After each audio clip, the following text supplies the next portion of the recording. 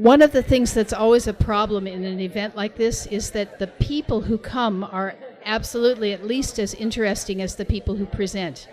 And there's never enough time for the people who are in attendance in the audience to relate to one another. But I'd like to ask for some of you who are still in the back to come in and sit down, because we're trying to keep our schedule with this room, which has actually got a schedule, on schedule. So I'm going to introduce Alicia Danforth, whom I asked if it was all right if I gave her the completely conventional introduction that appears in the program. Alicia's a clinical psychologist in California. She's worked as a researcher on trials with psilocybin and MDMA-assisted therapy since 2006 at the Los Angeles Biomedical Research Institute at the Harbor UCLA Medical Center. She's currently a lead clinician on a pilot study at UC San Francisco on psilocybin-assisted group therapy for psychological distress in long-term survivors of HIV/AIDS. At the Institute of Transpersonal Psychology, she co-developed and taught the first graduate-level course on psychedelic theory, research, and clinical considerations for therapists and researchers in training. Alicia also has a private practice in Los Gatos with a specialty in psychotherapy tailored to the needs and preferences of autistic adults. I can't resist the impulse to say one of the really outstanding female researchers in this field, and it's a great pleasure to have you here.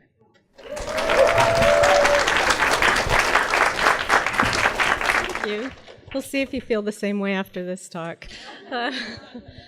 So this talk was born at Burning Man in 2015, and I've given it in its much longer format. This is the first condensation.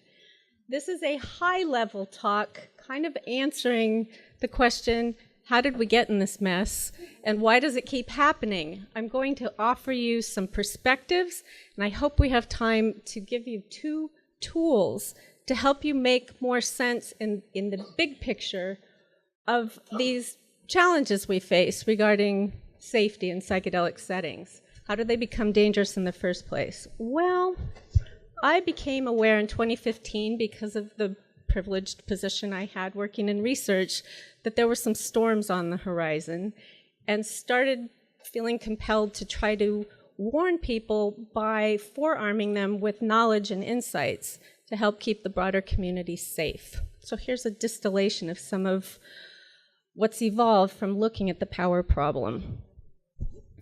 I came across this quote not too long ago. I'll go ahead and read it in case anybody has difficulty seeing it. Hence, science and technology constitute a mass power movement, and many scientists gratify their need for power through identification with this mass movement. Therefore, the technophiles are taking us all on an utterly reckless ride into the unknown. Something important to keep in mind as psychedelics become medicalized and science has more and more say of steering the agenda. And I thought, who said that? Ted Kaczynski. So still thought there was a lot of wisdom in that statement, and I still took it to heart, and, I'll take advice where I can find it. Back when I first started considering a path to contributing to science with psychedelic-assisted therapies, I read this quote by Martina Hoffman. She was writing on Rosemary Leary in the MAPS bulletin from 2002. And this quote jumped out at me and just grabbed me. And I thought, there is a lot of truth to this. I printed it out and had it on my refrigerator. There are truths more fundamental and significant than the laws of men intoxicated with power. I wasn't here this afternoon because I was seeing clients down in Los Gatos, but I assume this might have some resonance with talks that have already been presented here and are going to come later this evening. So just to give you an idea of the lens that I've used to kind of analyze this power problem, prior to being trained as a clinician, I worked as a corporate consultant, and I would go into companies and analyze who was doing what and make recommendations about what was healthy and effective and functioning in the organization and what needed to change. And a lot of that had to do with analyzing leadership. So that's partly what's informed my perspective, and I've melded it with clinical insights I've gained since. So we all know that power has been a tricky issue regarding substances that alter consciousness in fiction. In reality, in our government, in our leadership, power problem has shown up. And back in the 90s, as early as the 90s, a couple of scholars, Marlene Dobkin Del Rios and Charles Grobe, wrote on the issue of hallucinogens and suggestibility. That's a key, why we keep finding these patterns repeating over and over and over. Why is the suggestible states they create problematic? More on that later. I kind of was putting the power issue aside as we were advancing in the research and things were getting more interesting.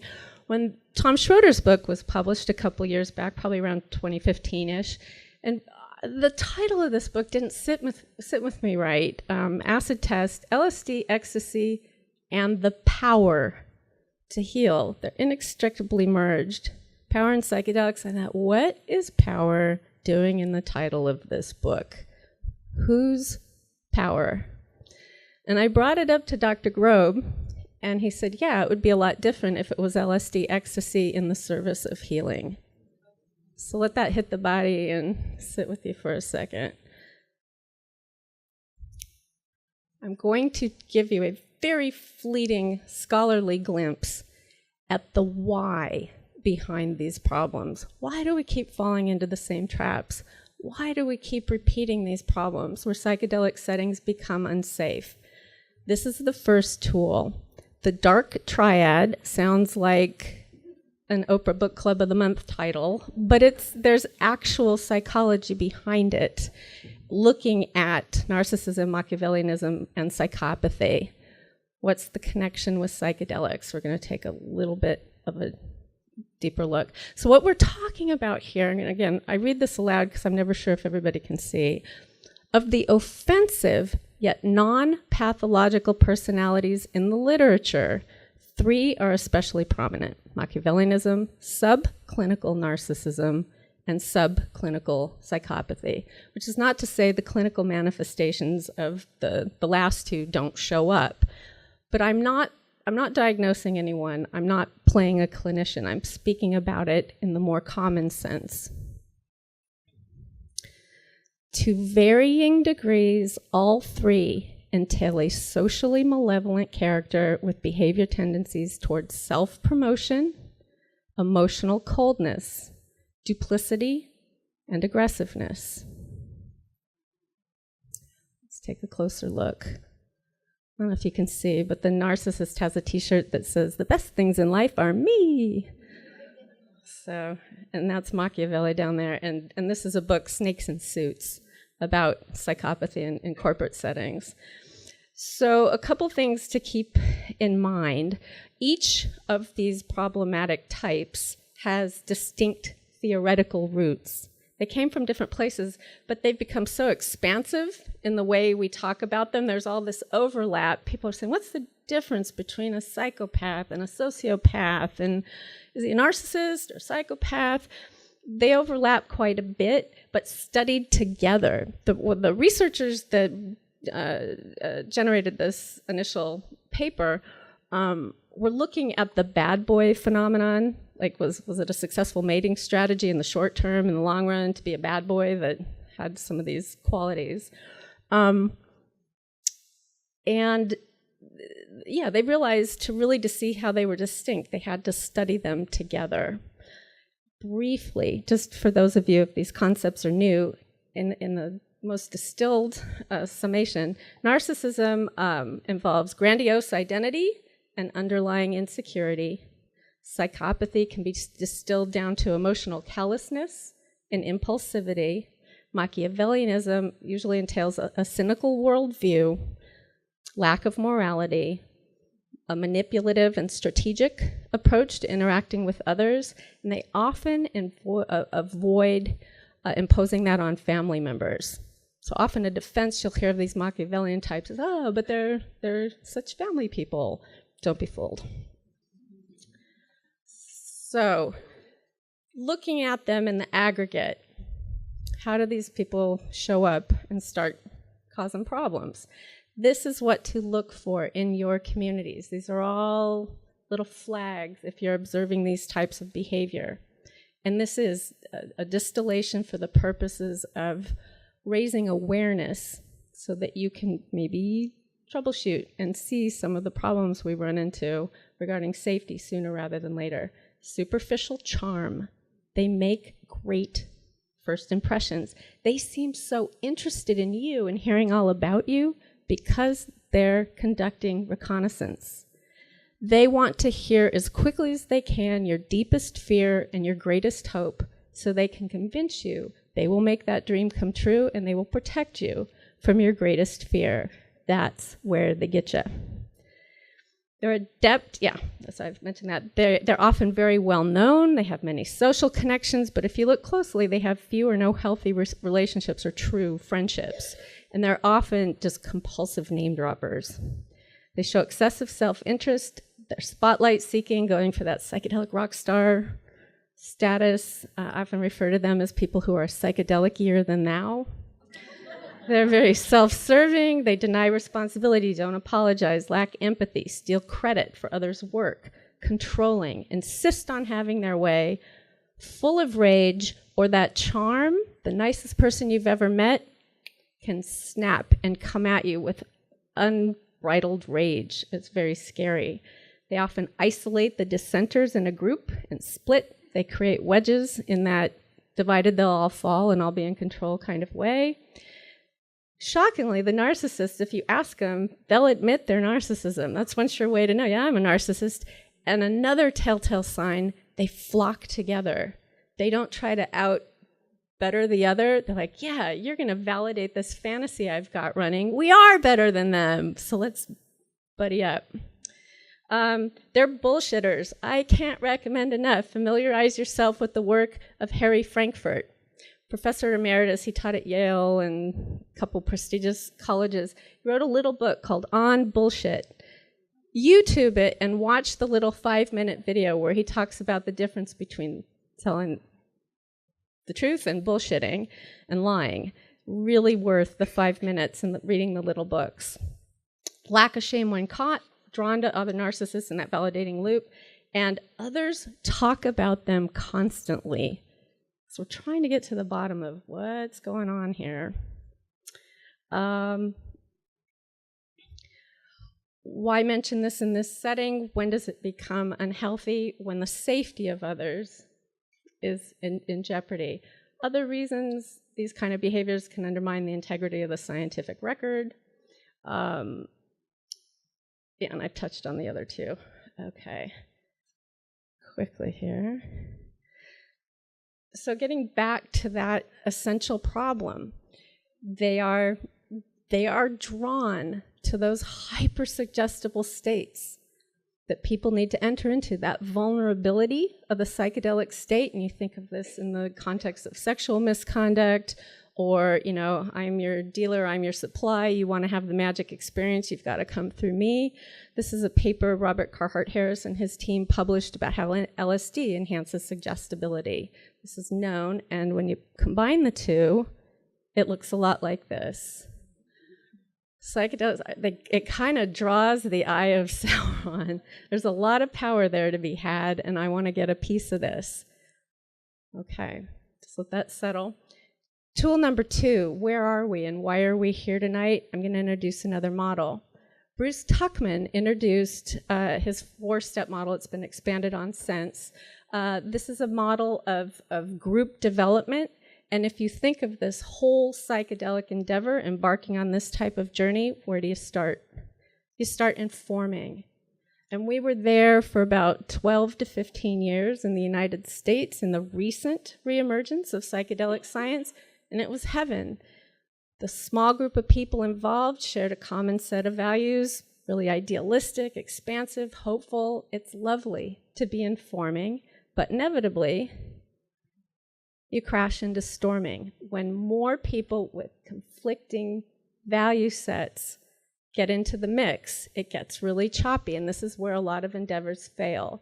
I think I'm just assuming that maybe a lot of us tonight are carrying some of the angst about, is this thing going to fly, as problematic personalities get in the mix? How do we get out of this mess? Is this an eternal loop humanity just keeps repeating? I'd like to propose norming is the way out of it. I'll show you a couple examples before I wrap up. You norm your hardest. You publish, like the WVC and Chacruna and other organizations. Here are our shared values. These are the principles we uphold and expect you to abide by to keep the community healthy, with the goal of getting to performing, of fulfilling some of those dreams and wishes that were established in the forming stage. We've got a norm. So in the few minutes remaining, I want to introduce you to one of my heroes. Lisa Bieberman was a graduate student volunteer at Harvard in Timothy Leary's office. And in 1966, she wrote with urgency at that time, as things were starting to get wonky in the counterculture, about the need to norm, to organize, set up programs like all of you tonight are involved in here. She published this great pamphlet. If you can get your hands on it, I think the full text is online. Session Games People Play, a Manual for the Use of LSD. It's fabulous. Great example of early norming. This is her, as things were crashing into storming and looking like the whole thing was going to sink. This was her reflection on what it was like to be in that forming stage. We were messianically dedicated, full of happy excitement of sharing a soon-to-be public secret that was going to save the world. There's an urgency right now around norming. To wrap up, I want to give you a visual here, an example. Janice Phelps here at CIS in the Journal of Humanistic Psychology published a wonderful article. I'm trying to spread the word. Get your hands on it if you're interested in psychedelic psychotherapy, maybe becoming a trained therapist yourself. Publishing guidelines, creating manuals. It's not the same thing as commandeering, who can do what, but it's a measure of not allowing these problematic personalities to kind of steer things off the rails. And I like to present some of the faces of people I've looked to who have contributed to norming, kept their egos in check, and didn't behave like people that belong in that dark triad. They tend to lead from the back of the room.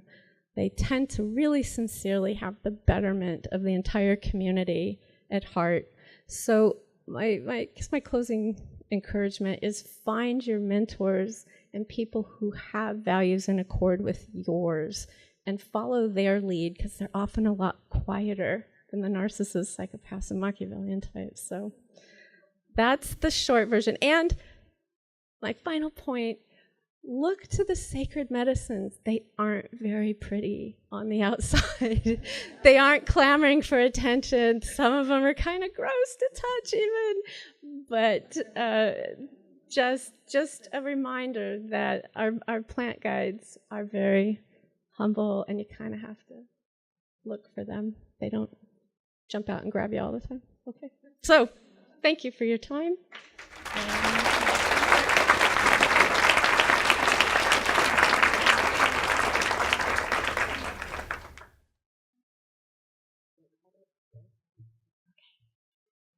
So I think we're going to ask you to put the screen up because we don't need it.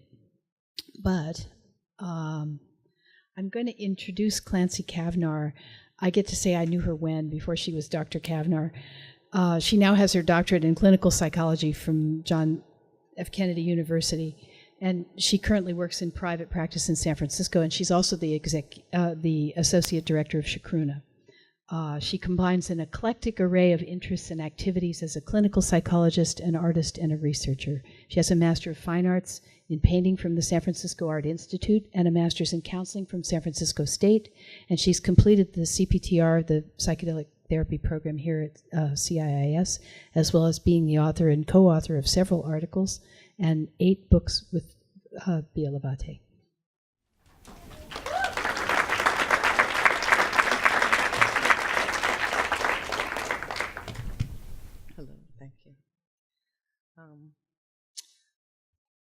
Mother Ayahuasca, Madre, the Queen of the Forest, and other loving names for the female gender have been lavished in praise of ayahuasca.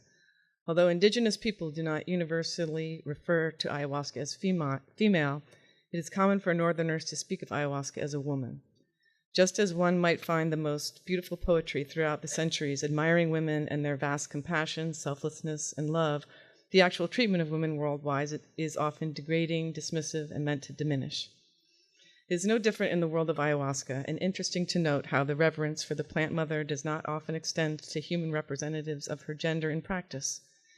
In the same way, variation in gender presentation and identity that do not conform to the hetero-binary model are discredited. Even in this world of mystical insight and open possibilities, the shadow of patriarchy makes itself known.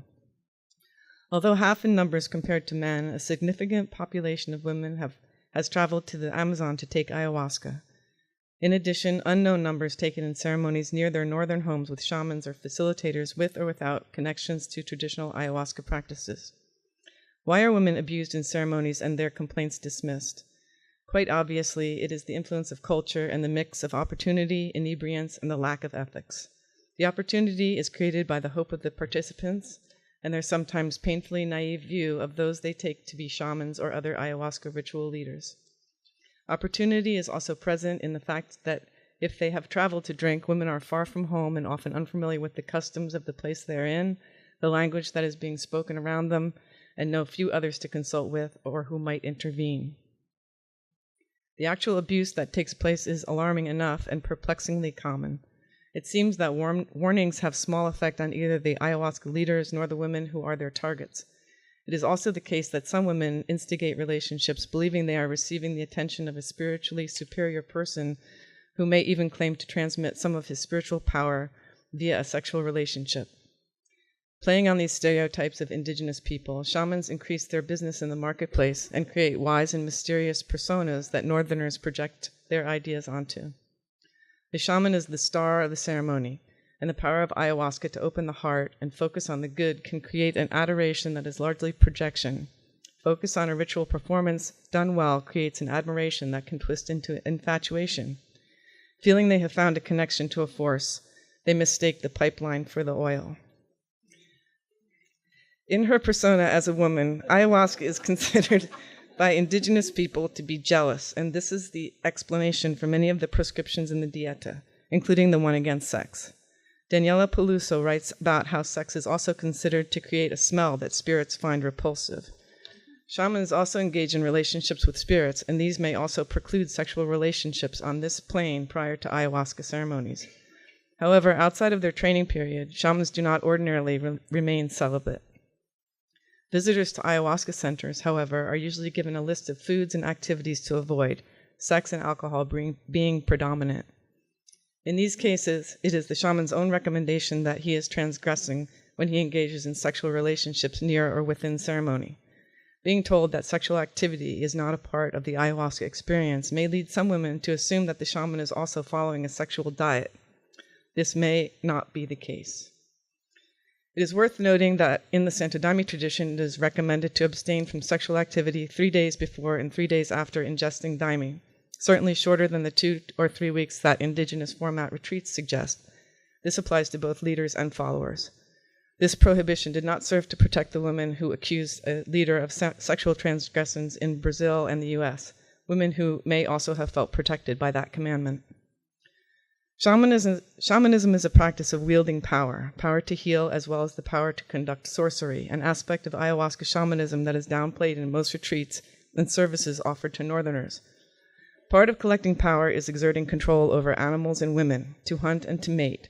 Managing to seduce a Northern woman is a mark of power and accomplishment, and may lead in actual terms to an improvement in his life condition and prestige. Because historical record-keeping in the Amazon jungle is non-existent, we can't say if women were ayahuasqueros in the past or if men always dominated the field.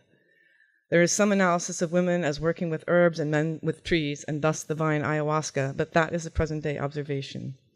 Ayahuasca shamanism is one of the only services that foreigners are interested in the depressed areas of the Amazon, and men have stepped into the roles of leaders and providers. Because indigenous culture has its own patriarchal patterns, indigenous women have their own ways of staying safe from men in their communities.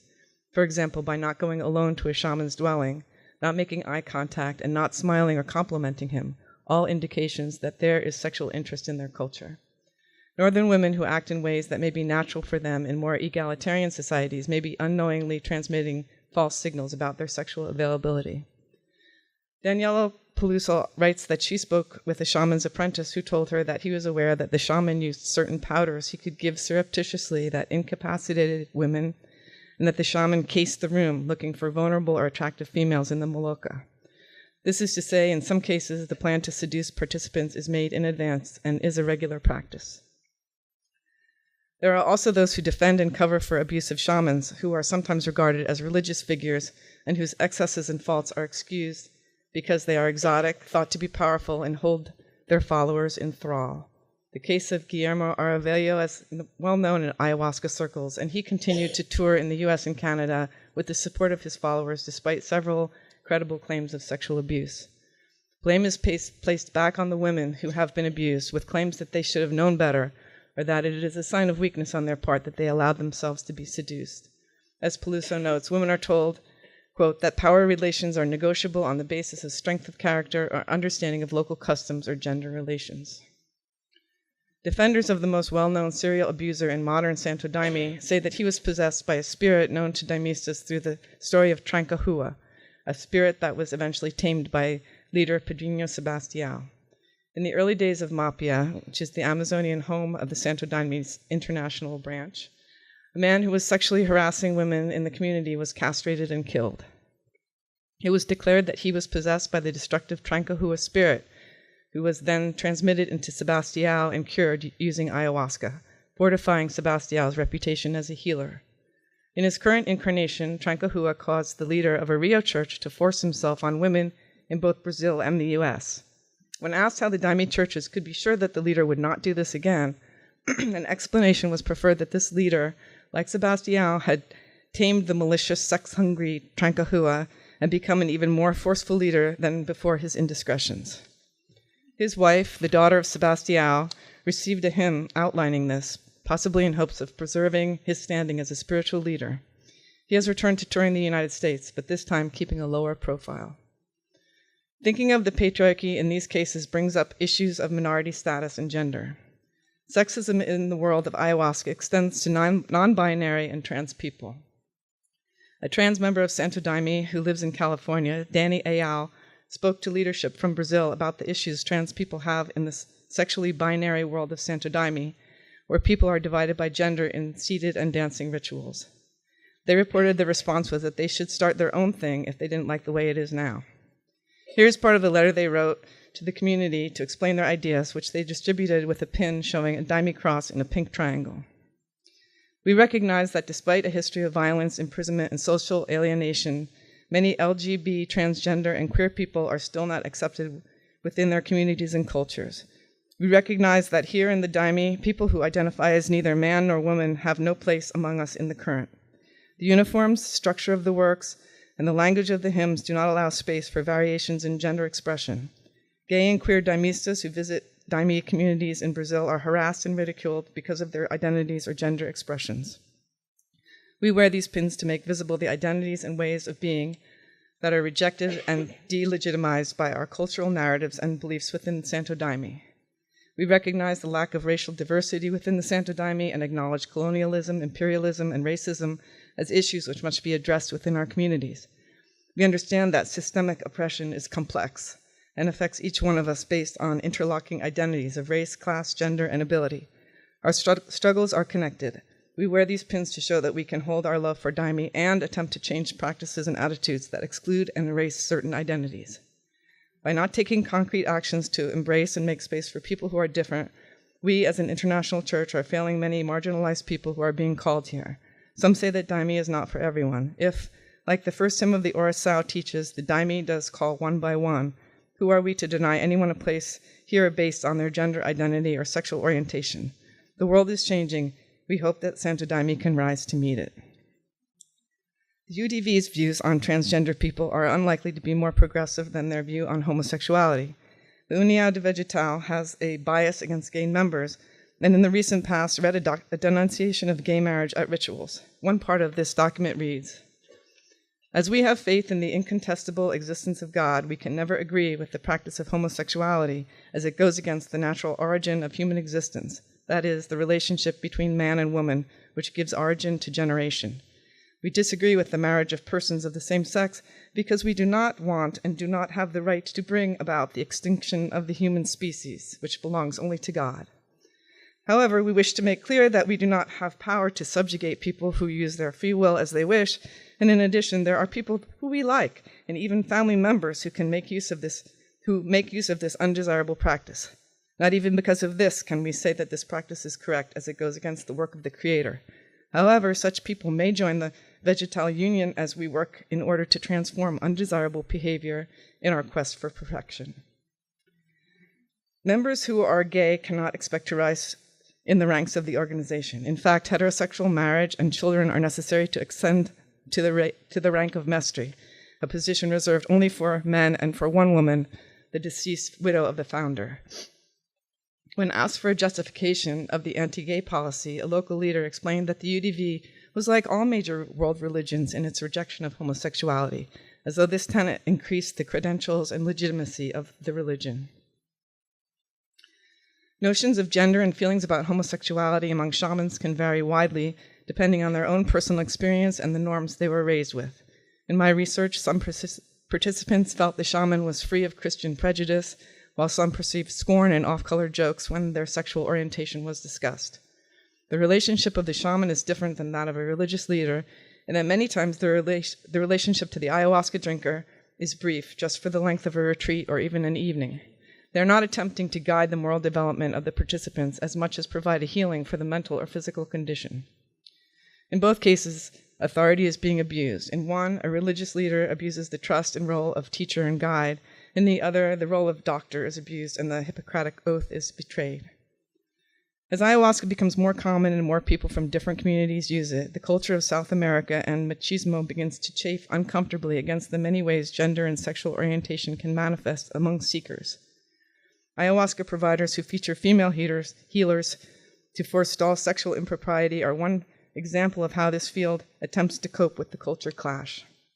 Women speaking out on websites and forums about abusive shamans and leaders is another way to challenge the abuse. Gay and trans people also speak out about how it feels for them to be treated as problems within ayahuasca communities. As the numbers grow, so will the strength of the voices asking for change. The deep healing that ayahuasca affords is especially relevant to those who have been deeply wounded, and this includes the abuse of women, sexual minorities, and others on the outskirts who hope for support and acceptance when they ask for help. Ayahuasca is eroding the walls of difference, even as some of her practitioners seek to reinforce them. It is nonetheless plain, in the light of the truth of this drink, that we are all equal. Thank you.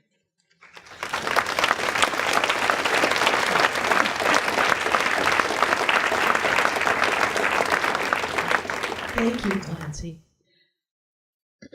Well, I'm going to introduce what remains of Annie Oak. Annie's had a long weekend. I can say this because she, along with me, is one of the original members of the board of the Women's Visionary Council. That's the organization. We also hold the Women's Visionary Congress, which is the event, which we hope is coming up the first week in April. So Annie is the founder of the Full Circle Tea House, as well as the Women's Visionary Council.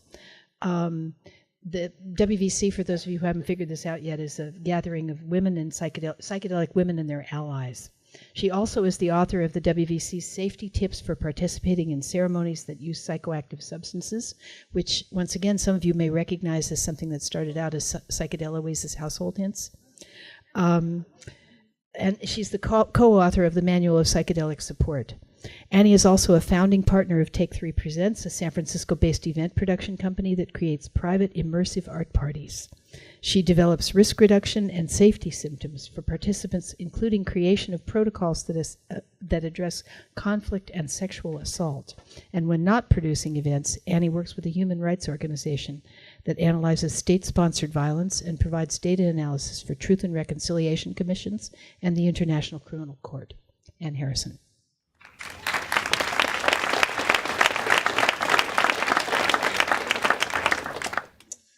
Thank you, Maria. I don't have much of a voice. It's been a really long weekend. And so if I lose it halfway through this talk, you can go to our website and read the rest of it. So, as more people feel empowered to speak out against sexual coercion, harassment, and assault, many communities are reflecting on their collective values and how to uphold them. For event organizers, effective mediation and risk reduction is especially important. They are responsible for the safety of participants at their parties, conferences, ceremonies, or festivals. At events I organize, we practice a form of radical risk reduction, which makes the most of the limited resources available to settle disputes. Our goal is to develop sustainable systems for resolution that have the greatest impact. My personal goal is to bring feminist values and received womanly wisdom about psychedelics to create safe containers for people who explore non-ordinary states of consciousness in social settings. Many of the safety protocols that I help develop rest on the idea of community education and mutual responsibility that were largely developed by the WVC. I am one of the founders of the Women's Visionary Council. We're an educational nonprofit organization, and we host the Women's Visionary Congress and other gatherings of women researchers, healers, artists, and activists in the psychedelic community. We created the WVC as a feminist community because women were being left out of conversations about psychedelics at conferences and other events. We also wanted to promote the work of women who spoke at our events to help end the phenomenon of all-male, all-white panels. After launching the Women's Congress in 2007, WVC organizers began receiving reports of women being sexually abused by leaders of ceremonies that use ayahuasca and other psychoactive substances.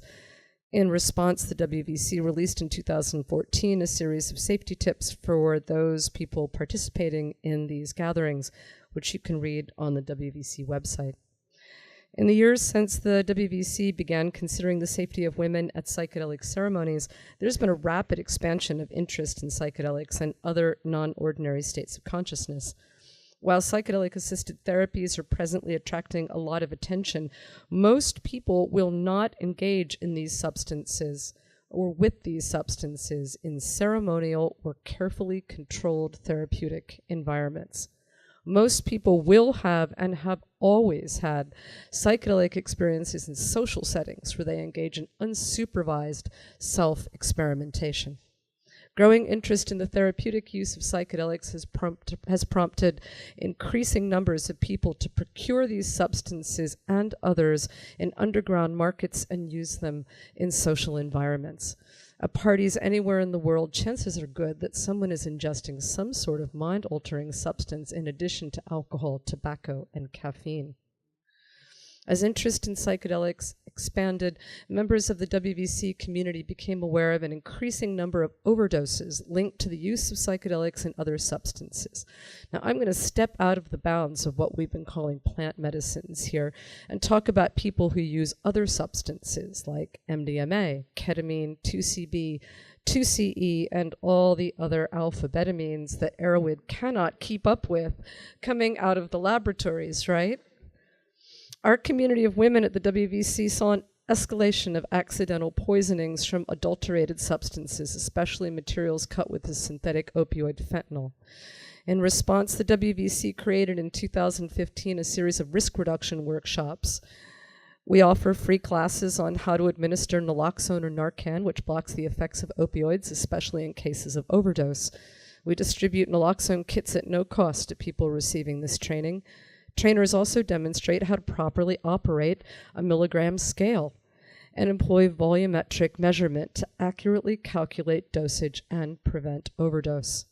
They also show how to use commercially available reagent testing kits to test for the presence of potentially deadly adulterants and reduce risk from misidentified drugs. I believe that event producers should offer these testing services on site at parties and gatherings.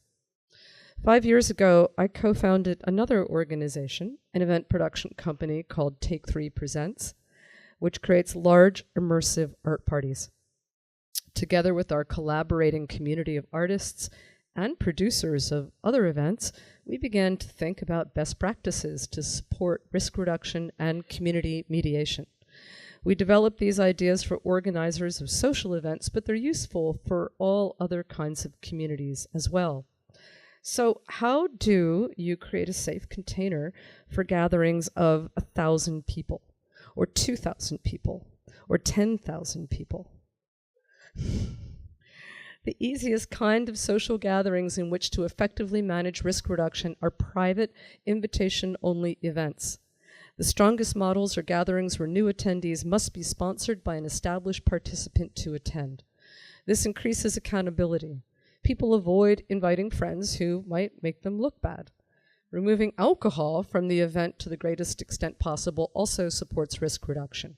You can choose not to run a bar and still allow participants to bring personal quantities of alcohol as long as they themselves don't set up a bar at your event. Reducing alcohol consumption limits potential profits for event producers, but it significantly decreases the potential for illness, injury, and consent violations. Instead of a bar, an event could offer a tea house, for example, which gives participants an opportunity to be in a social space without alcohol.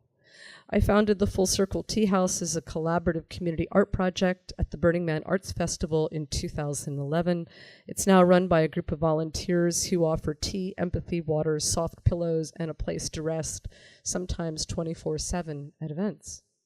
The act of being offered a teacup, receiving it, drinking tea, and putting down your cup for a refill brings you into connection with others and with yourself.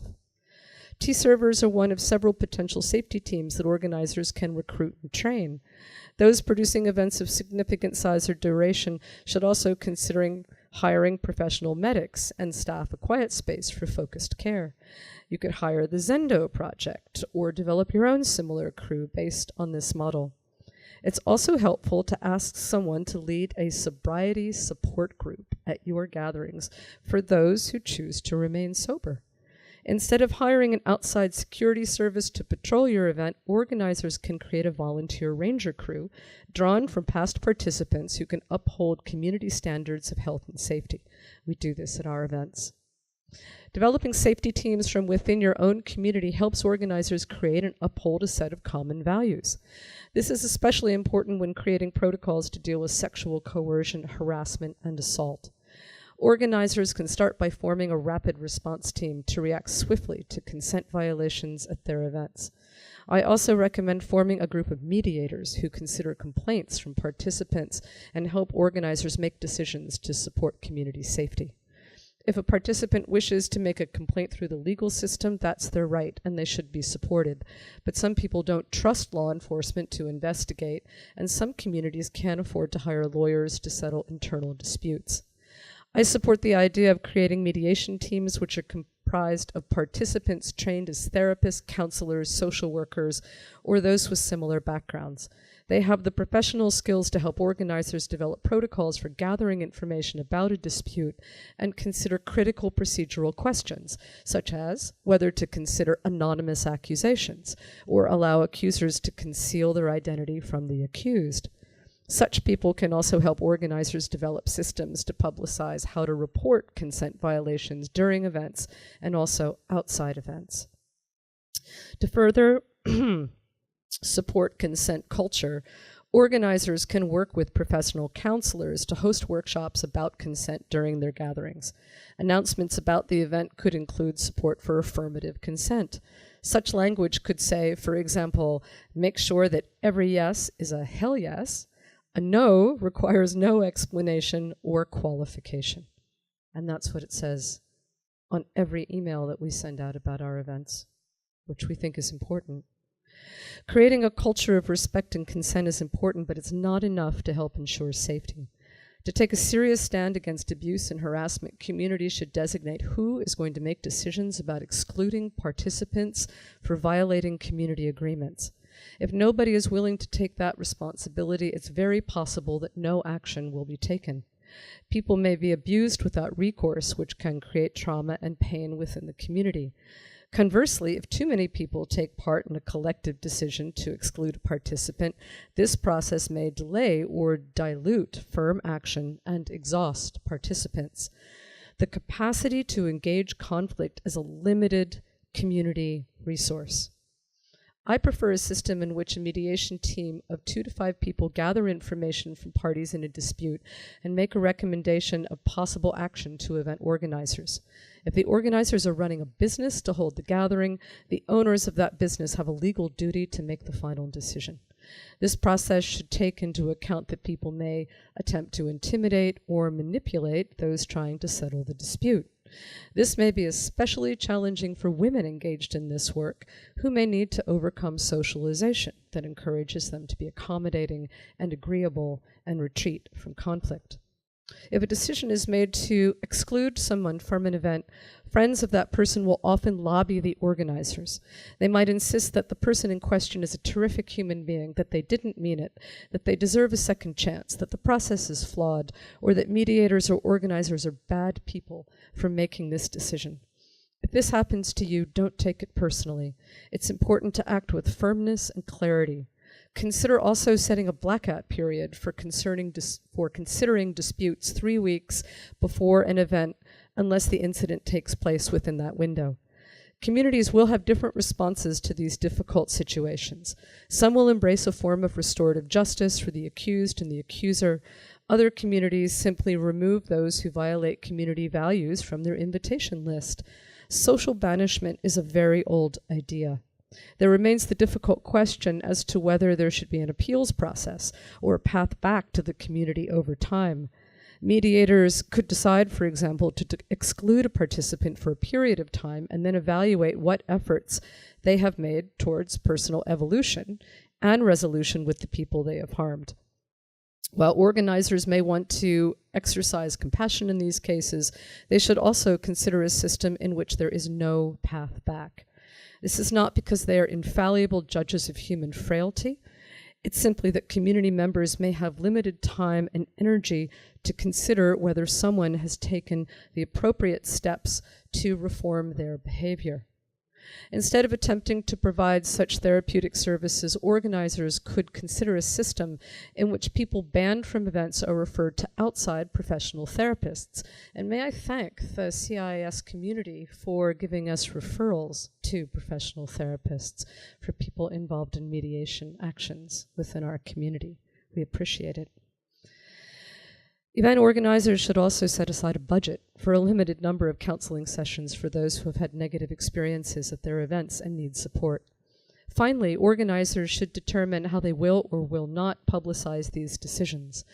They could set boundaries on these conversations and say, for example, this decision is final. I'm not going to engage with you about this on Facebook or here at this community event. Let's set another time to talk. Or perhaps organizers will not publicly discuss the matter. If organizers have been empowered by their community to act, it's their right to make that decision. The Take 3 community has decided to reject any discussion of our events on social media. We think it's counterproductive. Sometimes people who are removed from a community threaten to sue for defamation. It's helpful for organizers to have a lawyer you trust to give you legal advice through this process. If a person's name is removed from an invitation list without any public information about why this action was taken, this reduces the chances for a defamation case or other forms of retaliation against the accuser, mediators, or organizers.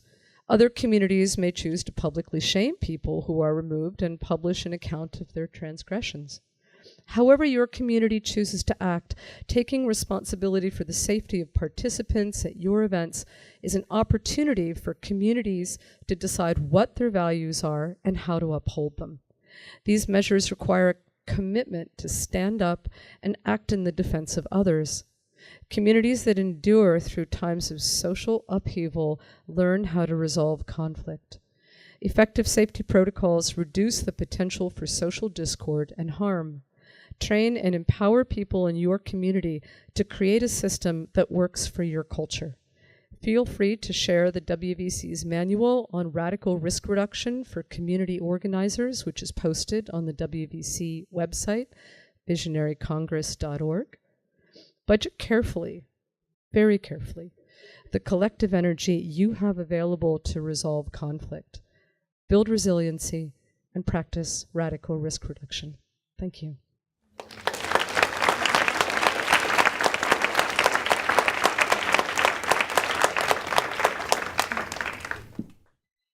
And lastly, Jodie Evans has been a peace, environmental, women's rights, and social justice activist for over 45 years. She's the co-founder of Code Pink, that works to stop U.S. military interventions overseas, promotes diplomatic solutions, and peace. She served in the administration of Governor Jerry Brown and in his presidential campaign, and has published 2 books, Stop the Next War Now and Twilight of Empire, and produced several documentary films, including Oscar and Emmy-nominated The Most Dangerous Man in America and The Square, and Naomi Klein's This Changes Everything. She sits on many boards, including Rainforest Action Network, Institute for Policy Studies, Global Girl Media, Center for the New Economy, Drug Policy Alliance. She facilitated the conversation on psychedelics at the biannual conventions of the Drug Policy Alliance and Bioneers, and the grandmother has been a part of her life for 30 years. And I'd also like to add that Jodie gave, in the 12 years that we've been doing WVC events, the most rabble-rousing speech that I think anybody ever produced there. Jodie Evans.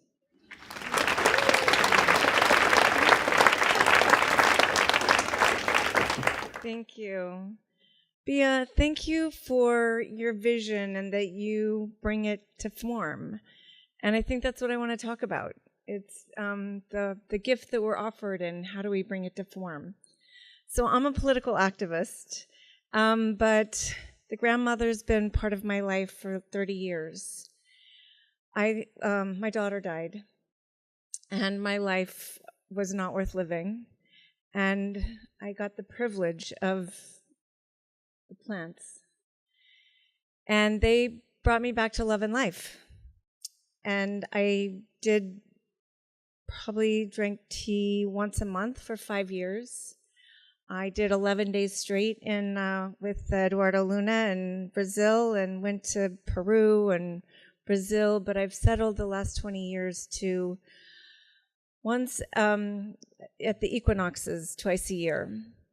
Because I really feel, for me, there's many things that I have received from the tea and from the grandmother and from the mushrooms and from all the plants that are here to teach, and sometimes it's healing and sometimes it's vision. But for me, there's so many ways that the scales of unconsciousness lay over on us as we try to live in modernity, that I say to just get a cleansing so I can see again. Yet each time there's an offering, a healing, or a vision. So I want to share a vision that I had, the grandmother offered just recently, because we've been in a lot of darkness. We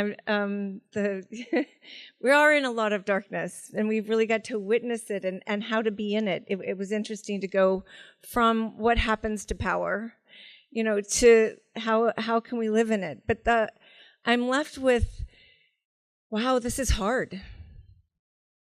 Where did we lose the place of how we be responsive to each other and how we hold each other in a container? And it's why I asked the question about practices, because it has been through the practices that I've learned how to do my work as an activist.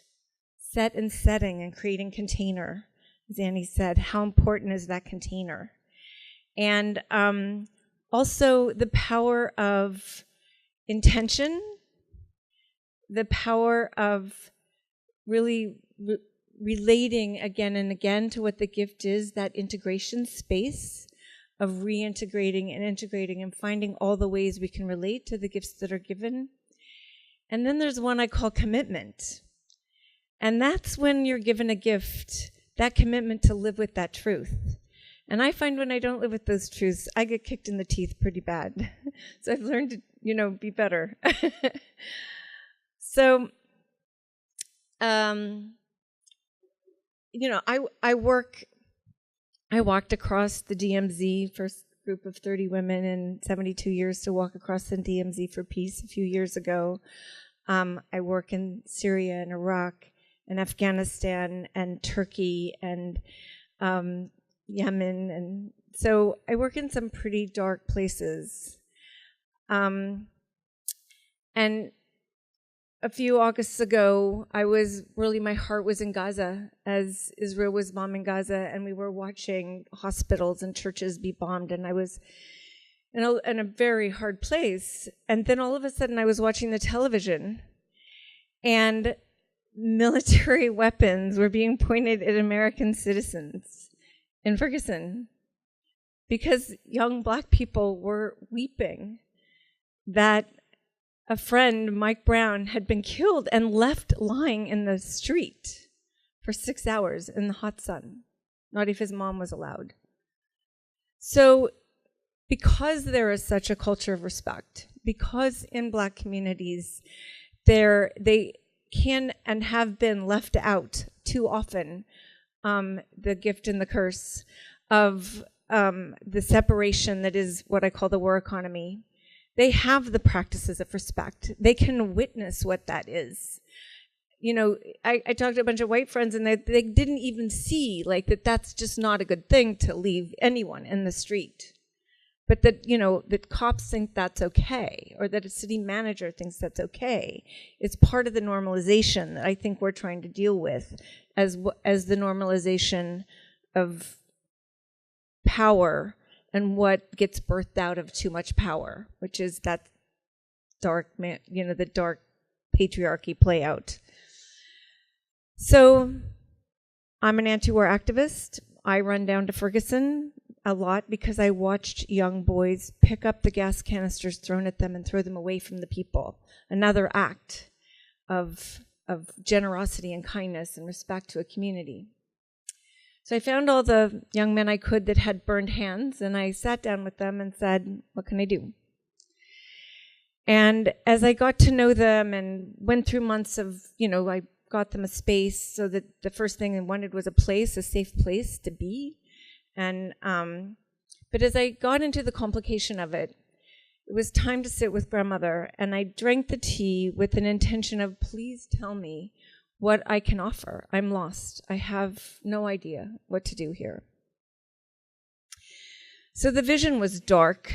It was so dark. I remember in the middle, what the fuck did I ask for? Why am I in just death and destruction and fire and rage and war? And yes, I realized, I had also just been at the 100-year anniversary of the women that went to The Hague to stop World War I. 1,000 women in 1917 made their way to The Hague to stop war. And do you know what this was called for a year before? And only 700 women made it to The Hague this time, and we're in 8 wars.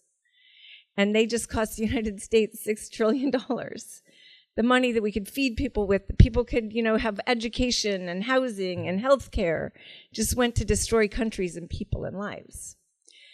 So yes, global inequality, global climate change, and $1.4 trillion worth of weapons sold a year. I was in the consequences of that. And my whole body, I was bent over, I was dark, I couldn't get out. I was crawling inside myself. All of a sudden, I felt water on my knee. Wait, what's the water? And I remembered, in all cultures, there's a myth about a flood. I was like, oh, this is our flood. When there's a flood, what's the arc? What is the arc of our time became my question. Well, we live in a war economy. It is the culture we live in. It's incipient. It's, it's grabbed feminism. It grabbed the civil rights movement. It's grabbed everything good. I watched it grab young Black boys in Ferguson and co-opt them. It is the great co-opter. It's the great lie. It's the lie that we're separate, that there's scarcity, that bigger is better. It's a lie. But guess what? We all suck at the tit of that lie. And I'm using that metaphor because it's the wrong place to be sucking from. And as we have been doing that, and as it has been building, the peace economy, okay, war economy, the extractive, destructive, oppressive economy that is killing us, our communities, and the planet. Peace economy exists. It's the giving, sharing, caring, thriving, relational, resilient economy without which none of us would be alive. It's the feminine economy. It's the feminine, it's the giving, it's the sharing, it's all the things that you watch as year after year goes by, gets devalued. And I realized I could do more to stop sex trafficking by stopping the war economy and by bringing back the value of the peace economy.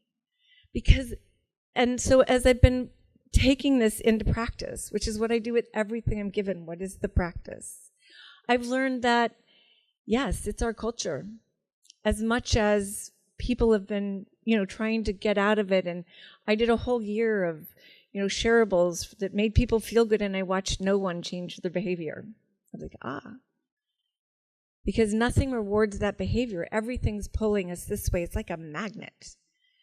What is it to actually divest from the war economy? Because in a way we believe it's what gives us life. And I know there's people in this room that live farther away from it than most. But you know the span between war economy and peace economy. And what is it to take yourself, your time, your breath, your life, your money away from this thing that is extractive, oppressive, and destructive, and to invest all of that in the peace economy?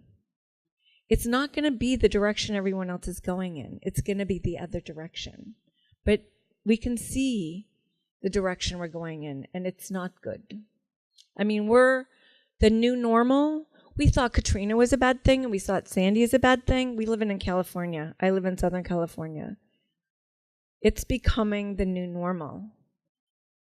I mean, just watching from Katrina to now, that you have people living in a tent city in a Walmart outside of Paradise. Where the fuck is FEMA? So pay attention to the patterns, as we heard earlier. It's normalization. So to me, when I looked at global climate change, global inequality, and the $1 trillion of weapons that are sold a year, the answer to all of them could be growing a local peace economy. And it takes discipline and it takes practice. And one of the other things in the practices that I learned from the grandmother is that we actually have personal work to do, but that work is done best in community. So it's after the integration, after the commitment. It's what is the community? I thought Kat's 25 years in the same women's group was so powerful, because it takes that circling around and coming back and layering and teaching. And what have you learned? I'm learning every day. I mean, an idea got given to me, just given to me. I was like, whoa, that was the most full-formed thing I'd ever gotten. And yet, at the same time, I learn every day, who are we? How are we in this culture? What do we allow? What do we accept? As a mom, I couldn't believe that moms would accept that their kid could be saddled with $100,000 debt at 22. Watching that normalization. What have we normalized? And what can we turn around and say no to? And as we've been building the peace economy, I want to read you some of the ways we turn it around. So we divest from war and invest in connection and love and wisdom and investigation and creation and imagination and engagement in conservation, in community, in resources, in quality, in pleasure, in sharing, in abundance, in attention, and interdependence. One of the hardest things I watch from my own team at Code Pink is what it is to not be reactional but be relational. We don't even realize living inside this culture. I mean, I challenge everyone to watch how often, not because it's not what is in our hearts, it's in our practices. It's in how we live, that we have become transactional instead of relational. So yes to caring and sharing, but catch your unconsciousness. The culture lives in your unconscious practices. So the other thing I'm doing is writing a book about practices, because we've, the practice of listening that is not one generally used in the empire of which we live. I mean, we already live in an empire, so we're already kind of dumb and blind. So, and to remember that, we've talked about white supremacy, we need to recognize that when you live in the most powerful country in the world, you are dumb and blind. And everybody else looks at you like, what the fuck are those crazy people doing? So I would say get out of this country and go visit another country. And it's like learning another language. You get more quickly acculturated if you go somewhere else, because it's like not being able to practice the language. You get in your circle and you come back out and it's like everything is moving in this direction, and it's hard to move in the other direction. But with Reverend Barber, who I've gotten to, he's totally embraced the war economy and the peace economy with the Poor People's Campaign. And he'd really come to the same conclusion about 9 months, which with the Moral Mondays, that if you find a community, you commit to some practices, and you share together, that in 9 months, amazing shit happens. And it literally goes like this, and then it goes like that.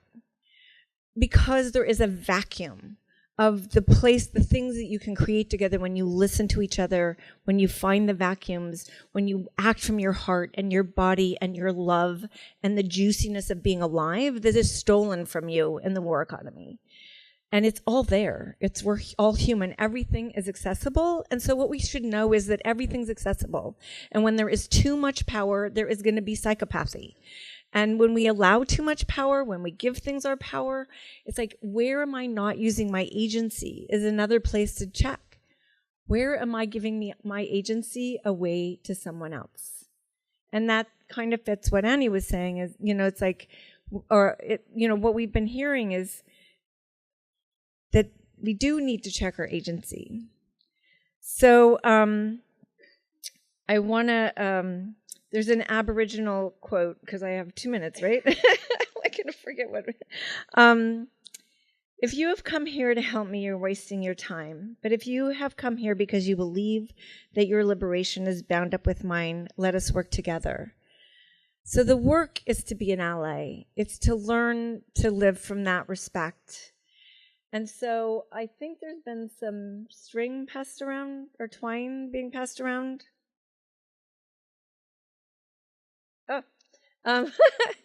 As we ask questions, there's going to be some twine passed around. As it gets to you, just wrap it around your wrist and pass it on. And as the questions are happening, pass the twine. And I'm doing this because the greatest lesson the grandmother teaches me every time is that one of love and connection, and that we're all connected. And we remember we're all connected. We act in a very different way, because we act in that is me. You are my love. We are all held in the arms of the grandmother. And to be able to act from that place, I want to leave everybody a string that we can tie around our wrist to remember that. As we leave this gift that Bia has created for us to come together and to witness all the voices that we've heard in a room of women's voices, and that touch that we need to practice daily. It is a constant work. It is that wake up, wake up, wake up, wake up. Thank you.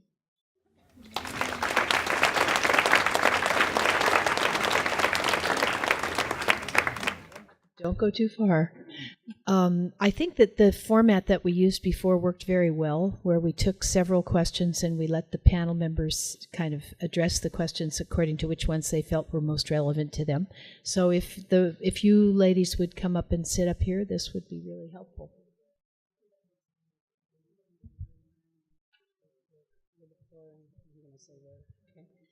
Hello. Just want to say a word. So we're live streaming again. Thank you for you that are following. I want to say that on behalf of Chacruna, we want to apologize that some people got offended with the word "and" being mentioned here. And there's been a heated discussion in Facebook. So I'm not completely aware of all of the dimensions of this discussion as a foreigner.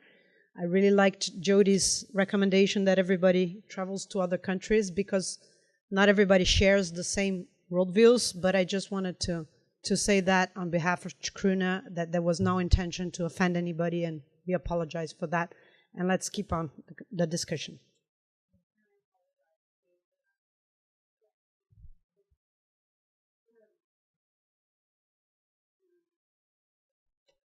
I do apologize for the offense that was taken or given.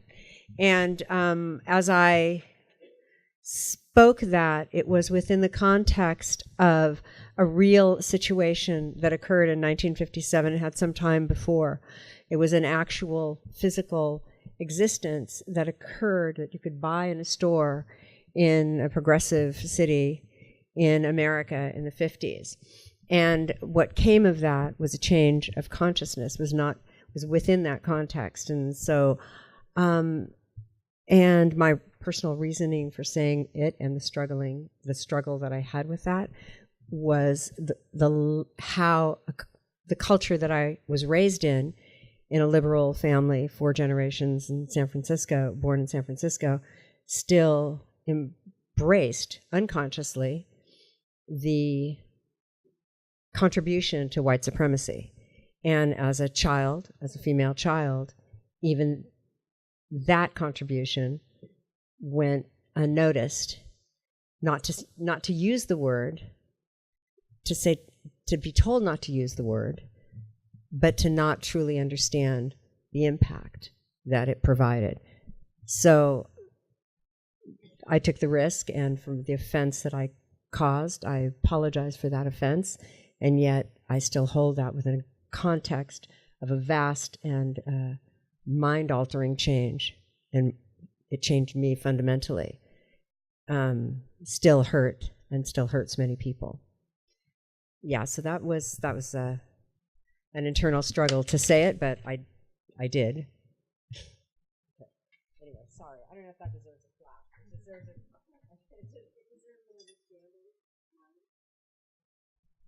Thanks, Val. So I am certain there are people in this room who have questions.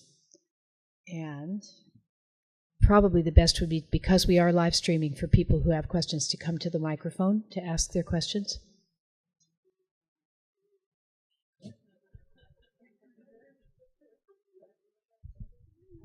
Come up there.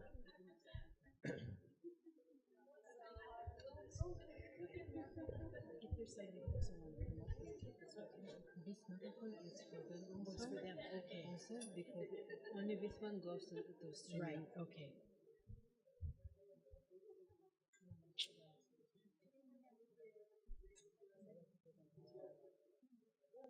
So I was just curious if y'all have thoughts around what can be done or what the appropriate responses might be if, like, sanctioned psychedelic therapists, like if a MAPS lead therapist was to sort of violate basic harm reduction principles and either allow or encourage unsafe behavior like finger dipping MDMA in a recreational context. Additionally, like, what if that therapist or other therapists enter into sort of underground therapy dynamics with folks, and then maybe at a later date engage in sexual activities with those people, and then, you know, maybe other therapists kind of step up and disclaim that there's not really an ethical breach or lapse there because it wasn't in a professional context. And then, like, what if more broadly other prominent figures, perhaps from that organization or other organizations take actions that ultimately result in the silencing or marginalizing of that survivor or other folks, and like what kind of dynamics, because it seems to be a wide variety of harm reduction issues, not just these power dynamics. So anything y'all could speak to would be great. Are there other questions? We could spend the rest of the evening on that one.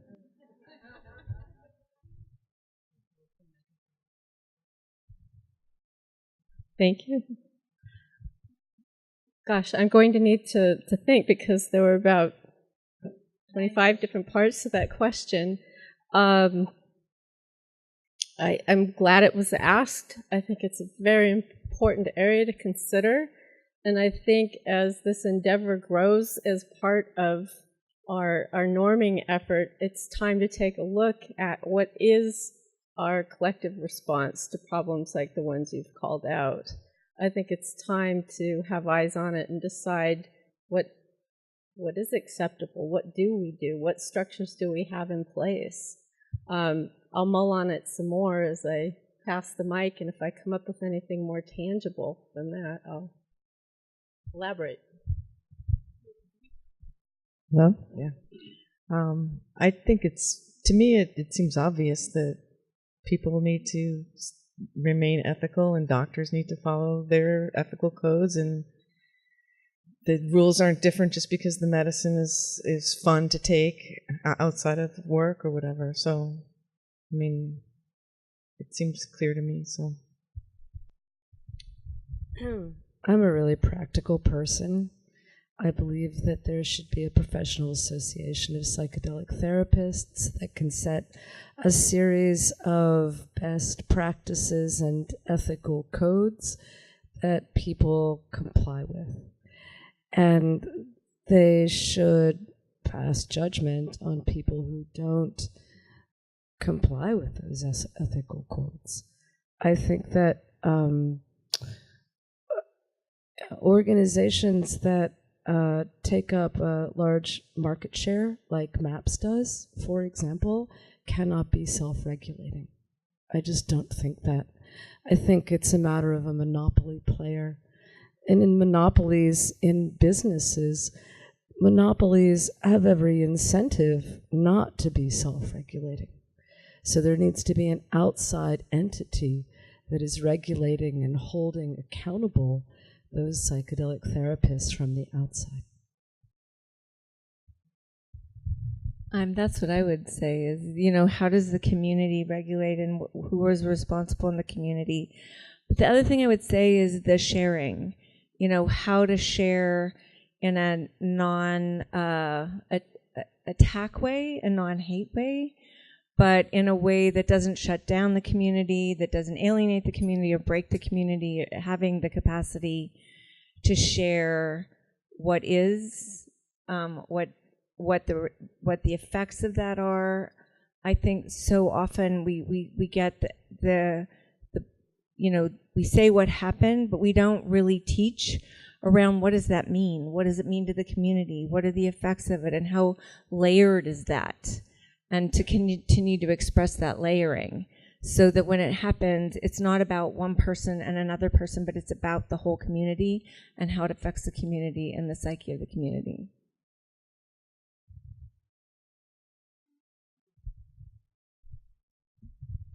Thank you. I've had a moment to collect my thoughts.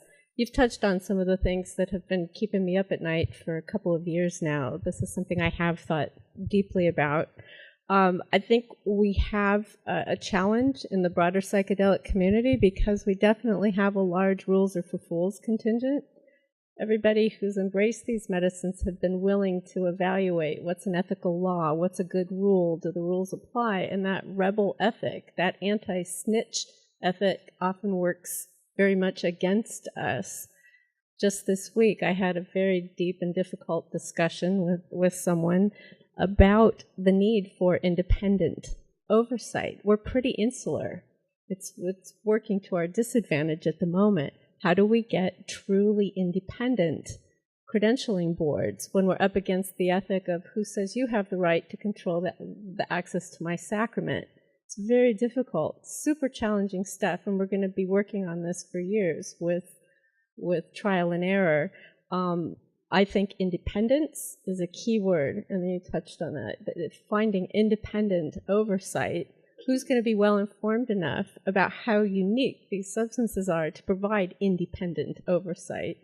And the other problem I've had so far with the organizations that have tried to start moving towards credentialing is conflict of interest. The pool has been too small. The people that can fund an effort like that have an interest to see things go in a different way.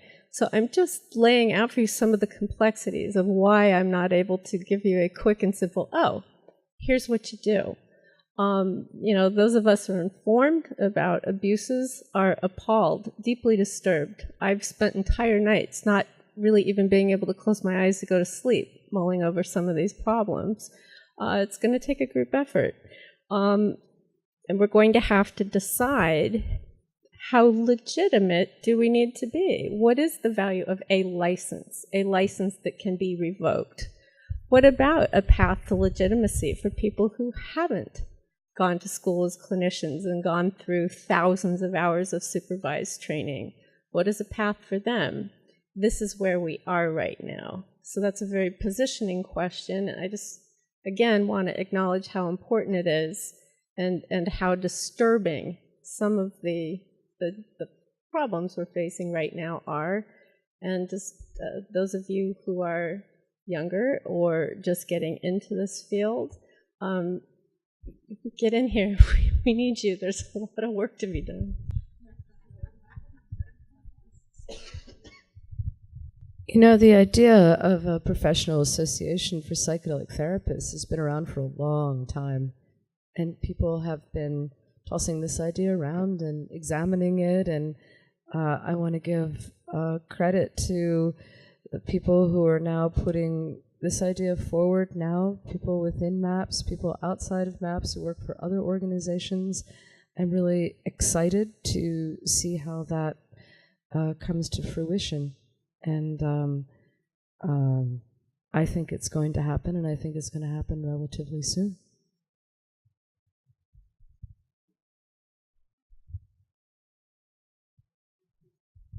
Yeah, I think too, I mean, oh my God, how many years have you been doing this? Like 40, right? Yeah. Yeah. I mean, I just want to say the arc of the first ayahuasca conference that Ralph put together here, I think it was for CIS.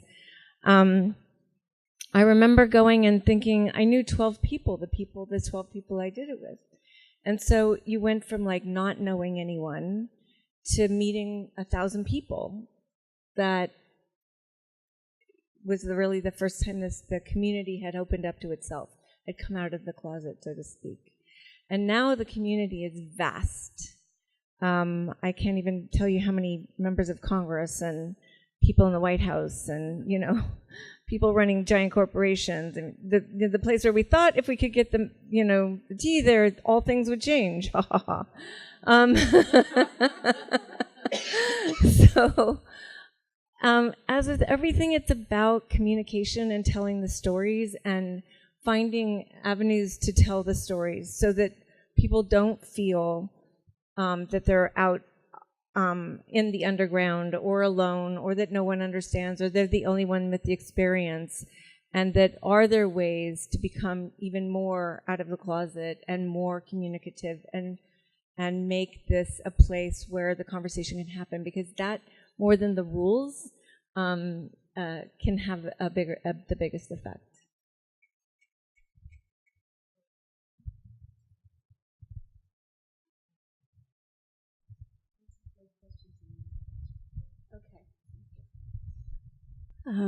Hi, thank you for all of your presentations and for organizing, and this feels like a really nice step,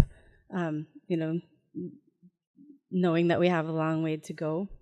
And I'm trying to formulate my question. I want to just speak a little bit to the spiritual aspect of psychedelics. My background is mostly with Daimi, And there hasn't been a whole lot of representation of that today. And so Annette spoke a little bit about it, and I felt like a resonance with that approach. And then also when Kathleen was talking about, well, first of all, just that that totally, just messing us up to the point of having to kind of recreate from nothing, and then also a feeling of disappointment after all of the struggles, the civil rights and social justice struggles that have been going on.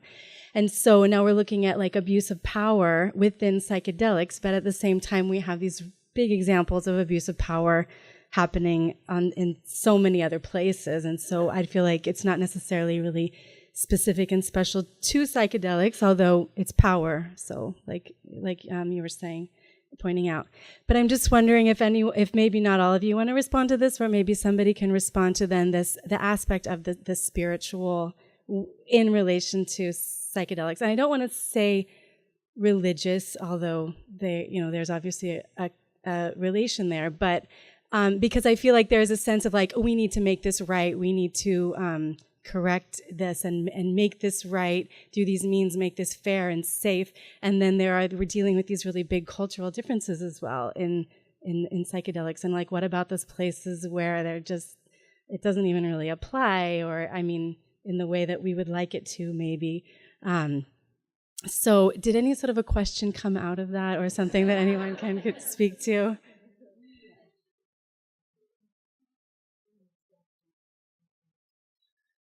Wonderful to have you all here tonight. And I was thinking about the culture that we live in that is informed by our unconscious practices, and just wanted to hear a little bit more about the peace economy.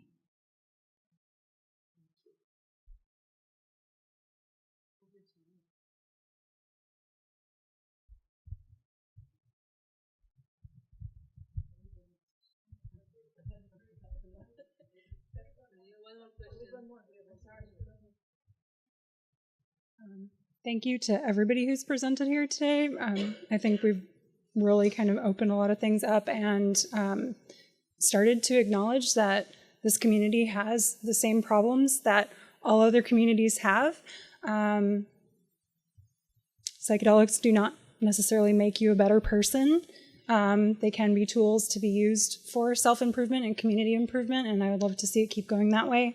I'm wondering if any of you on the panel here, anybody who's spoken, really everybody, if anyone would consider speaking to, or just for themselves, moving towards a culture of support for survivors and deep listening and believing when people do come and express themselves in terms of the violations they've experienced in this community. I'm wondering if anybody here would like to speak to how to shift that, because we have the same issues that are pervasive in the dominant culture. Thank you.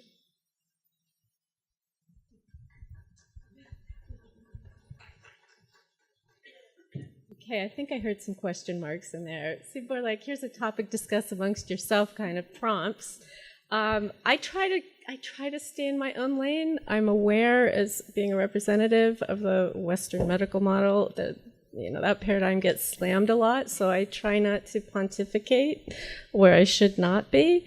But I think some of you in the room may have had the experience of being surprised when you get a look under the hood of how the science is practiced. You'd be shocked. I've never worn a white coat. I'm not a medical doctor, so I don't wear a stethoscope. I've never observed someone from behind a one-way mirror.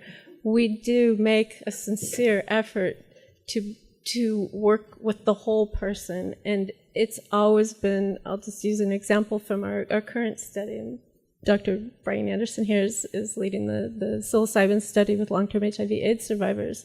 Our first meeting, when the therapists meet with the participants, we ask them very specifically, what is it important to you that we know about your spiritual practices? How can we honor that in the room? Would you like to bring in something that has special meaning for you? So I don't know if I'm addressing the heart of your question. Maybe I can give you some assurance that we don't segregate and say, spirituality, I don't want to hear about your vision. That's a sign of poor mental health. Or, it's embraced. It's welcomed. So maybe that's a little assurance I can give you from the science end of it. And then I have some other thoughts, but I'll pass them on.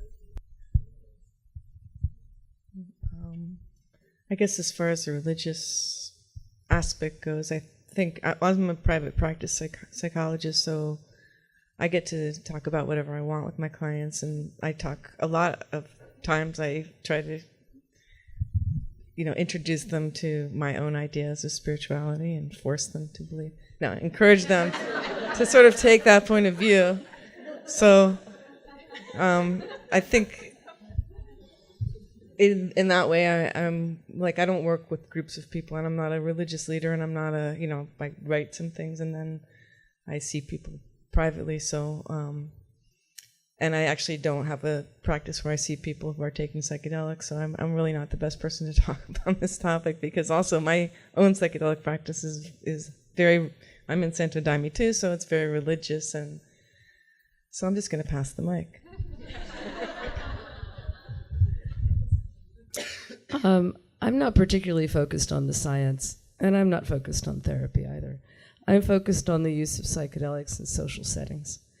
And I believe that communities that use psychedelics together in social settings combined with art can create intentional forms of community and a shared set of values that respects people within that community.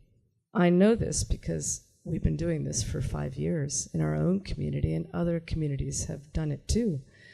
So I think that if you can encourage people to, within their spiritual experiences, understand the interconnection between themselves, form a culture of respect and consent and care, I think it's a powerful social tool.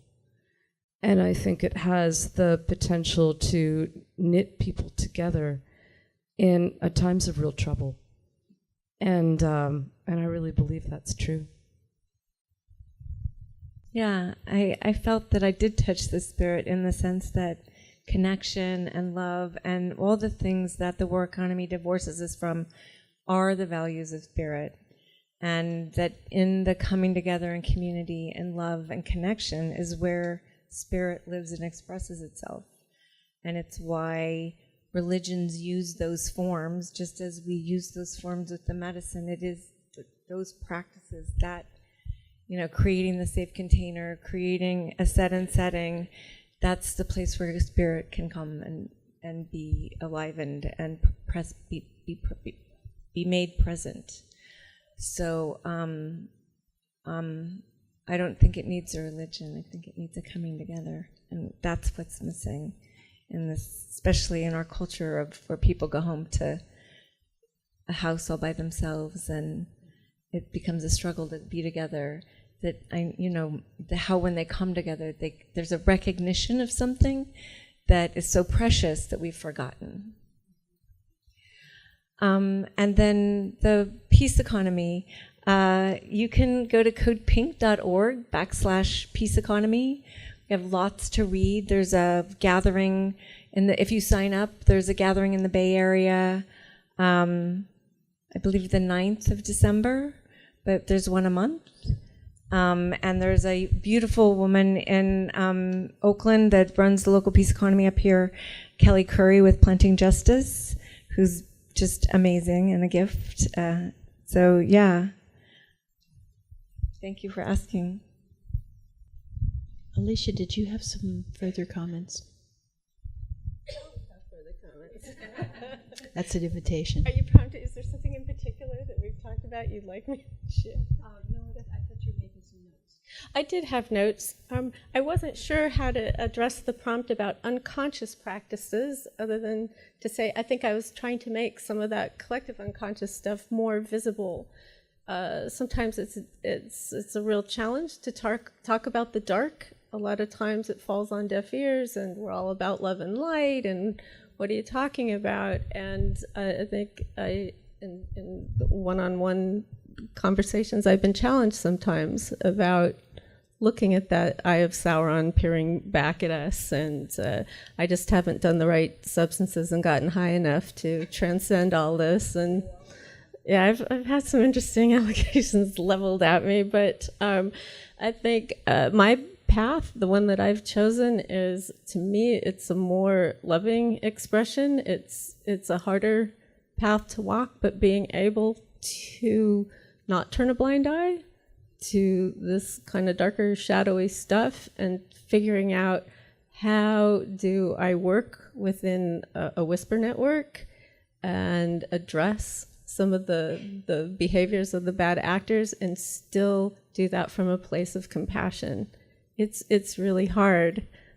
Not to bring everything back to the Lord of the Rings, but you know, it is like that ring. I mean, Smeagol was a regular old hobbit until he got that ring in his hand. So I kind of constantly having to keep my own stuff in check because, frankly, I'm taking a break from it next year because I've stared into that abyss for too long, and that's another reason I'm giving these talks. Like, other people get in here and help me with the dark side. It's hard, but it is loving because it is that willful denial of what the bad actors are doing that leaves the most vulnerable open to the greatest harm. Some of the prompts in the first question come about from a result of good people saying, I don't want to deal with the icky stuff. So I try to come at it from a loving place. I try not to get too mired in it so that I, become tempted to use similar tactics. And Annie's point earlier, we've had offline discussions about what does one do when somebody's misbehaving in a way that causes harm. Do we shun? Is that ever a healthy response? Do we create a path back to people who are excluded from community? Do we always strive for inclusion? Is there a place to impose separation with conditions for coming back? It's super tricky stuff. So I hope we keep, thank you, Pia, for this forum, and I hope we keep engaging in these kind of dialogues, because I haven't met the wise sage who has all the answers yet. And the question about shunning, it's also about language. And so are we shunning or are we protecting a community? And if you can flip it around like that, then it becomes more understandable to the person that isn't allowed back into the community, because it's, how do we take the whole into account? And we live so in an individualistic society that it's a practice, really a practice, that it really isn't about one person, it is about the whole. And it's going to take a practice for us to get there. But the more we practice, we create a field. And it's in remembering that we have a field to create. It takes doing it together. But that capacity to create that field, which has been created by hate. So it's, Michelle Alexander recently wrote an op-ed in the New York Times, and she said, well, the resistance isn't us. The resistance is them. And they're resisting the emergence of us. And so, where are we in it, and finding our place so that it's like, well, I loved the revolution evolution, the play on what am I doing? Where is the language in it? How do I stay in relationship while making the container that can hold? And that's a beautiful question to live into. And they're all questions that we need to stay in the question. And then, listening is so important. And knowing that when we tell these hard stories from a place of enormous fragility and pain and violation, that how do we be responsible to take the time to listen? Because it's going to be complex. It's going to be connected to powers. It's going to have all these tentacles in it. And just remembering when those stories come, that they need a place to be heard and to be felt and to be experienced. And part of the war economy is about time and rush and no time, and everything has to go like this. So another big practice is slow it down. And we don't have to fix it, we just have to be present for it. Because what has to happen will emerge if we actually have the courage to sit with what is needed. Yeah, when we've had to remove people from our invitation list for our events, the way that we approach it is, you violated a collective standard of safety. And so I think the key is figuring out what your standards of safety is for your community, and then empowering people to uphold them. And once you've developed that, then it becomes less about the person that you're shunning and more about a community's right to stay safe and to protect itself. I think we have another question. Hi, I really loved all of your presentations and talks. My name's Grace, and I'm an undergrad at UCSC, and I'm an aspiring psychedelic researcher and therapist. And as you were speaking, wanting younger people to come help you fight the darkness, I was wondering what kind of advice that you'd give to people like me just getting into the field, and like any insights on the beginning of your journey as well would be super appreciated.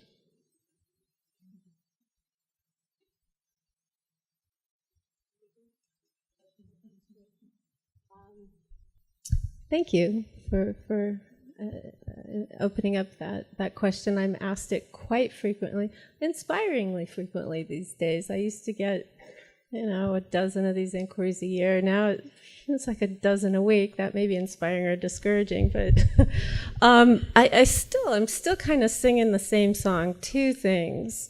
I used to say, you want to get into the field? What field? There's 6 of us. Like, what are you talking about? But now I do think there's a field now. There's a field, and there's some ways to get in. I still say the same thing.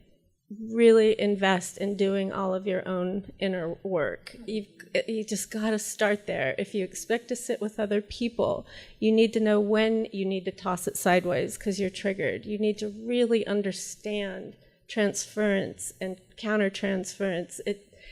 All those years, the grueling steps it takes to get trained have so much value for the people who serve to benefit from them when you're ready. And I don't have that, you need to go to so-and-so's lab, here's the list, call this person. That doesn't exist just yet. But monitor all the trials on clinicaltrials.gov to see who's doing what, where, and what the trends are. That's easy enough to just go in there, do some keyword searches, monitor while you get the very, very best education that you can. I used to feel like, that speech President Kennedy made, don't ask, what can the field do for me? We're still at that point, what you got? Bring something of value, hone skills so that you can show up and say, I've invested in training in this area, and this is what I have to offer. Because the field isn't quite big enough yet to say, here's the entry-level position, and put your time in here, and you'll move on up, and it doesn't quite work like that. So get the best training you can, including training in law and ethics. That's essential. And do your inner work. That's my best advice. Anybody else? A suggestion for people who want to get more involved in the world of psychedelic research or just psychedelics and plant medicine is to volunteer for Chacruna. You find it at chacruna.net, and they're looking for volunteers. We are looking for volunteers.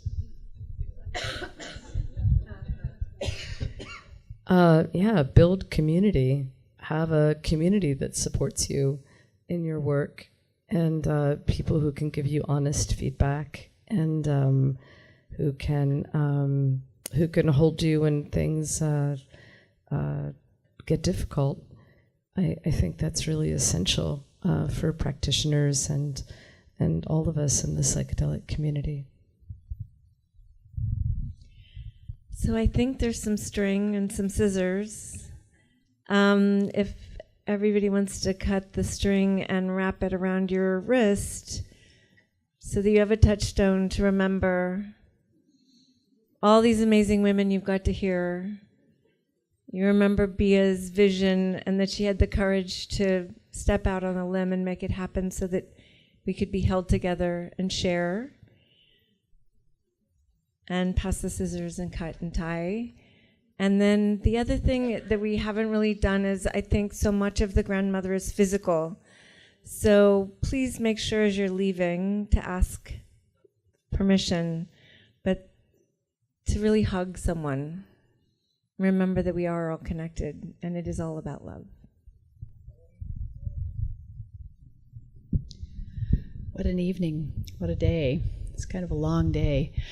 I want to go back to the opening speech that Kat made when she gave the keynote talk at the very beginning, and she said how long it had been since she had begun focusing her interest in this area and on these subjects.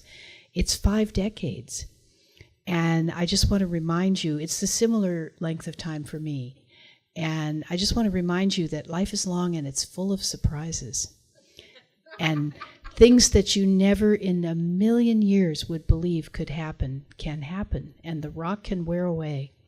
And if you can believe in and want the same thing for more than like 5 minutes in a row, you can probably get it.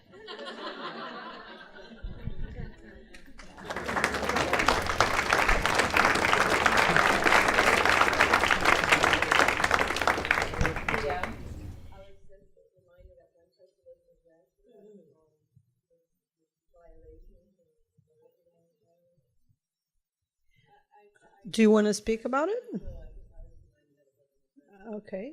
I did talk about it, about listening and slowing down and being able to hear these hard stories, and taking the time, that they're layered and there's so much there, and that we don't take the time, and that when they happen that we need to make space and time to hear and listen and feel and experience.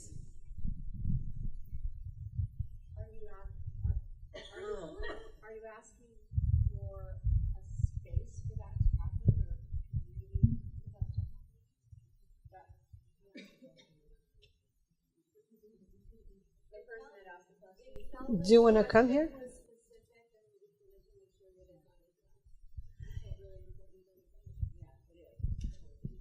Okay. Is there a distillation of that question that's more concise? So I think we were kind of pointing at different pieces. I think we're gonna, this is an ongoing conversation. We aren't gonna resolve everything. We just need to wrap it up. I want to say some final words. I guess like a lot of Americans, I hold this kind of love and hate relationship for the USA. I guess that's being truly American. I'm becoming American in that way. I remember in 2007, I went to the DPA and I saw this woman, Jodie Evans, and I said, wow, my God, she's really incredible. And I approached her and I said, hi, hi. And she invited me to go to her house, and I went, and then she made me wake up at 4 a.m. and took me to a impeach George Bush march in Los Angeles. And that was 10 years ago. So what an honor to invite you to speak in my conference when I'm, sitting here. And I think, it's especially nice. Kat is also an idol and a mentor, and it's such an honor to be here. And I know that we feel all so touched by the horrible leaders that we have, and particularly being Brazilian and seeing the rise of Jair Bolsonaro and his hatred discourse that makes Donald Trump looks like a sweetheart and a kind of human rights defender, because Bolsonaro says the most horrible things. And I can't just imagine what must have been to be in Brazil, because the other day I got a Lyft ride with a Brazilian who I found out that was Bolsonaro's follower, and I was sickened for several days. So I can't just imagine what it is to be in Brazil right now. And although, the US is very complex and a mixed bag, I just want to confess that I really love it over here too.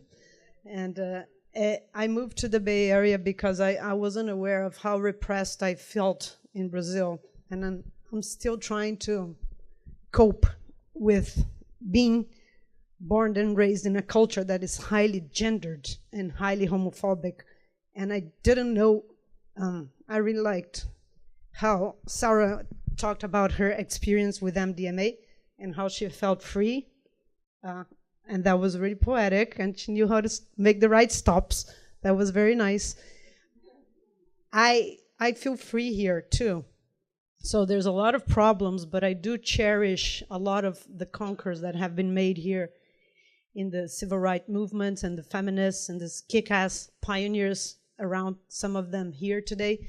So it's a true honor, and I think there's a paradox that when we live in times that are so dark with, you know, such leadership that get elected by us based on hatred discourses, there's also a kind of paradox, which is like we suffer together in complicity, and there is a union in, you know, believing and resisting. And the movement of Ele Não, not him, was a movement in Brazil of showing that. And I think it's also the same movement that you have here, the anti-marches, which is people unite against those ideas. So there's those things happening, but there's also the other currents happening. And that's beautiful, and it's powerful, and that's why we organize this event, so we can empower each other, and we can find our peers, and we can give energy to each other, and we can see so many beautiful people that are aligned with us in those ideas, in those, you know, hopes that we are still doing it. And it can be small, and maybe we don't see the effects, but we're doing it regardless. And somebody asked me the other day, well, actually yesterday, what was my purpose? And I said, I don't know. I just do what I have to do. Like, I guess I don't know what else to do. I just feel that's, you know, my part of my mission, and why I'm here is to help advance. So thank you so much for everybody. I want to call Stefan up. Can you come here? I want everybody just to know, you know, please can you give him a big hand of applause. CIIS, quiet background. Thank you.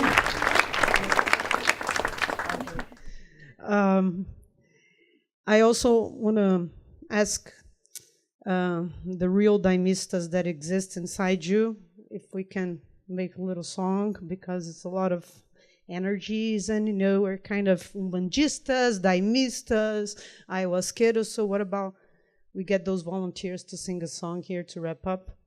Anna? They hate me because I always ask, but they're used to that. If anybody else wants to come and join them.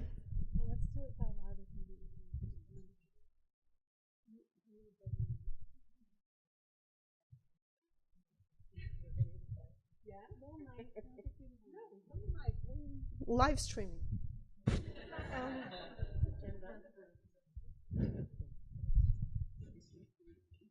Devo amar aquela luz, bailado, o divino, onde está? Para ser filho seu no coração, eu devo amar. No coração eu devo amar a luz. A Virgem Mãe foi quem me deu para ensinar os meus irmãos, para ser filho seu, para ser filho seu de amor.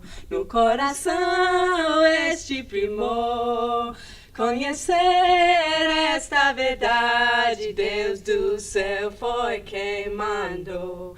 Deus do céu foi quem mandou a luz.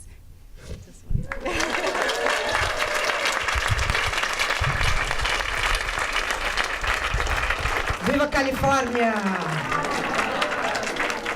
Sending our healing vibrations to the smokes in California and all the people that suffered from the fires. I want to give the final announcements. We're going to hold a psychedelic therapist retreat in Soltara in March. Melissa back there is part of the Soltara Healing Center in Costa Rica. It's a retreat specially designed for people that are in healthcare professionals that want to have first-hand experiences to work on their personal issues, but also be in a space with peers and where they can share and drink ayahuasca together and not just talk from a theoretical point of view, but have their first-hand experiences.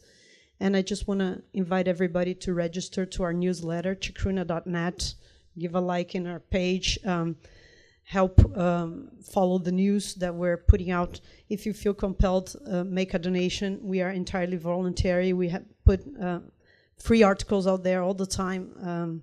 I want to invite the participants to send their contributions to our site and make a online version of this conversation. Also want to tell the participants that didn't sign the film release and to go and sign it and get their T-shirts. And I want to ask all the participants also to line up here for a photo with everybody. And finally, just want to say that we're having these 3 projects again. If you're a donor or philanthropist and you feel compelled to know more, it's the legal for the Council for the Protection of Sacred Plants, and we're doing advocacy both on indigenous fronts and urban communities for the protection of sacred plants, including conservation and legal issues. And we are going to try to take this project of raising awareness about ayahuasca and sexual abuse to another level. So we have a whole vision for that. And also the Peyote Files documentary that I'm working on about the work of Dr. Martin Terry and his tireless fight to protect peyote. He is the only person that has a license from the DEA to study peyote in the whole United States. I want to say also that we already know the topic of the next conference, and it's called Queering Psychedelics. And it's going to be in March, and it's going to be in June, so we're going to celebrate Pride together with the conference. Just on continuing celebrating beautiful women and celebrating underrepresented voices and celebrating our communities and our connections. Thank you very much.